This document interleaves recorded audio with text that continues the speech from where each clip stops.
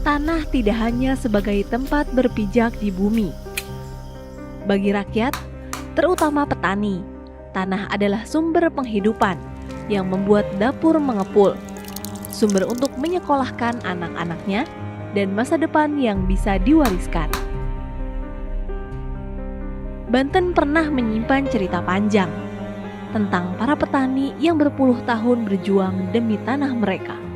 Tanah itu buat kehidupan anak cucu kita, bukan tujuan akan dijual. Gitu. Tapi ketika tanah dikuasai segelintir orang, ia bisa jadi sumber konflik, ketidakadilan, bahkan memutus harapan hidup masyarakat. Nama saya Omo. Di sini tahun 89 saya udah di sini. Udah menggarap di samping perusahaan ini, perusahaan PT Banten Pranger ini ya. Tahun 89 kita sama keluarga saya, sama bapak saya, saudara-saudara saya berkumpul di situ di samping perusahaan, ada tanah nggak digarap sama perusahaan. Tahun 89 saya nanam duren, nanam kelapa, nanam kopi, udah alhamdulillah berhasil. Bahkan tanah tersebut di samping perusahaan itu udah saya ajukan ke desa dibikin SPPT. Lalu alhamdulillah direspon oleh kepala desa, tanah tersebut dibikin SPPT, kita sempat bayar pajak 4 tahun.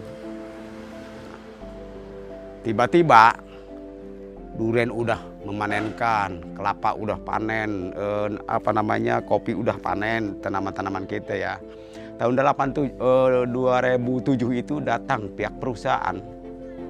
Seolah-olah tanah ini tanah perusahaan. Dulu kata perusahaan ini tanah cadangan, sekarang akan digarap lagi sama dia. Nah, ini tanaman-tanaman Bapak kata dia harus ditebang, dikupas ya. Alasan dia akan ditanam sawit. Otomatis kita melawan sama pihak perusahaan kan kita seolah-olah walaupun surat secewir SPPT itu kan bagi kita kekuatan waktu dulu itu ya. Kan Pak, ini saya udah bayar tiap tahun bayar pajak. Tiap tahun bayar pajak ya ke pihak desa. Kok ini tiba-tiba dirampas lagi oleh perusahaan? Kata perusahaan, ini mah dari dulu juga tanah perusahaan, gitu ya. Kok kenapa bisa di SPPT-an? Kan kita mengusulkan ke desa. Kata desa, ini bukan tanah perusahaan, tapi tanah namanya GG Desa. Jadi desa juga berwenang, kata dia ya. GG Desa, gitu. Ini mau tidak mau, tanaman bapak-bapak, kata pihak perusahaannya, harus ditebang. Kenapa kita tidak bisa melawan? Saya mengajukan dulu ya ke desa, Kapemda mengajukan, Pak, kami tolong tanah tersebut itu. Tanah tersebut itu karena udah kami bayar pajak. Ya namanya orang Baduy ya, nggak ada yang menolong. Nah, akhir kemudian kata pihak perusahaan, udah ini mah harus nyingkir dari sini, dari lokasi ini. Jadi kita mengajukan kemana-mana, pokoknya tidak punya kemenangan lah, kalah, pokoknya kalah. Nah, kita menghindar keluar di areal perusahaan ya, keluar desa. Ketika tanah diambil tanpa adil, harapan ikut dirampas. Namun, petani tak menyerah. Iya, belum ada ketenangan, Bu. Belum ada ketenangan. Itu belum ada ketenangan. Masih bimbang. Berpuluh tahun lebih mereka bertahan, membangun organisasi, belajar hukum, memperkuat diri. Tapi perjuangan tidak pernah mudah. Ada tekanan, ada air mata, ada ketidakpastian. Pokoknya saya mau nanam apa saja itu jangan, kata dia. Selain tanaman jangka pendek. Tanaman kencur, jahe, selain itu jangan. Terus kita maksa kita uji coba melawan perusahaan. Saya menggerakkan ke anggota saya, coba kita dicoba nanam kayu keras, nanam kalabise, jabon ya, nanam mahoni, dicoba untuk melawan perusahaan. Pihak perusahaan itu sempat ya, pihak perusahaan sempat memanggil saya. Jadi kamu penggerak menanam kayu keras di lahan perusahaan, kata dia. Emang iya Pak? Emang kenapa? Ini harus dikupas lagi. Saya melawan. Saya yang nanam, ya. Kenapa saya yang ngupas? Kalau mau Bapak yang ngupas. Kata saya, pihak perusahaan, ya. Bapak yang menebang. Kan saya yang nanam. Masa iya tanaman saya ditebang sama saya? Kalau mau udah. Kan dia tidak berani. Tahun 2012 itu. 2012. Karena tanah bukan hanya soal kepemilikan tapi kehidupan. Dan dengan reforma agraria, kehidupan itu kembali ke tangan rakyat. Atau peran saya mah ke pihak BPN itu syukur alhamdulillah. Karena kalau nggak sampai, walaupun petak-petak kita udah real, kalau nggak BPN turun ke lapangan, kayaknya sampai sekarang juga nggak bakalan keluar sertifikat ya. Udah ke lapangan, otomatis kata orang nggak bakalan lama lagi turun sertifikat. Kan pikiran saya juga udah berkembang dengan hati juga. Ya iyalah.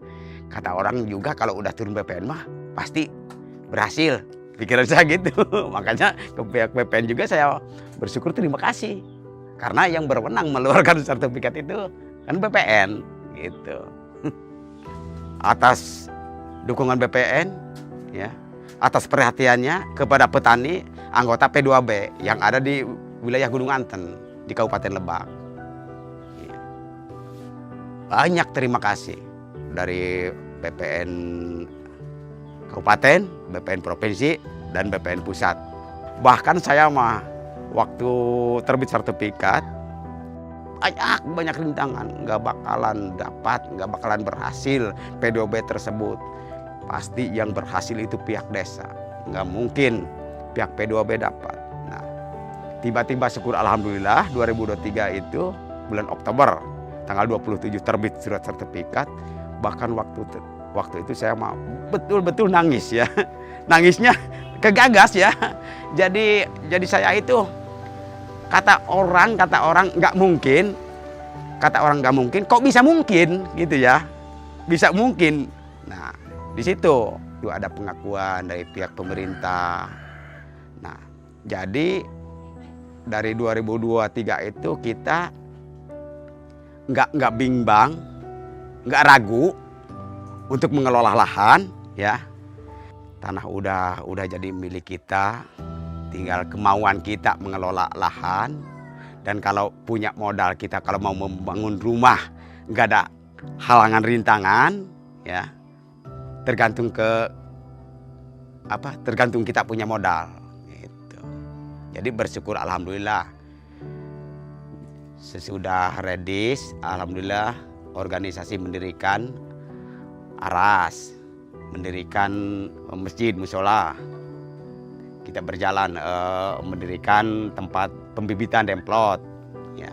Sekarang walaupun belum beres, belum selesai, itu untuk penginapan. Ya. Kalau ada tamu-tamu nantinya bisa nginep di sana, gitu, Pak. Reforma agraria hadir, bukan sekadar membagi tanah, tapi mengembalikan hak, mengembalikan martabat, mengembalikan sumber penghidupan.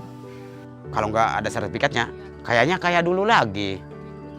Kayak waktu itu pengusiran di tahun 2007 itu di situ. Walaupun udah di SPPT sama kepala desa, gitu nggak ada sertifikatnya nggak bisa apa-apa kita kan. Gitu. Sekarang mah kalau ada sertifikat mah kayak kemarin menggugat pihak perusahaan, kita lawan kan kalah.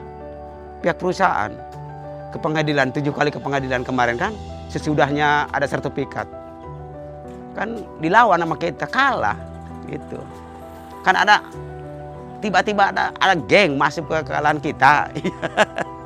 Ke sesama petani, kita mari tanah tersebut walaupun kecil kita kelola supaya kita bermanfaat untuk anak cucu kita, supaya ada peningkatan ekonomi kita.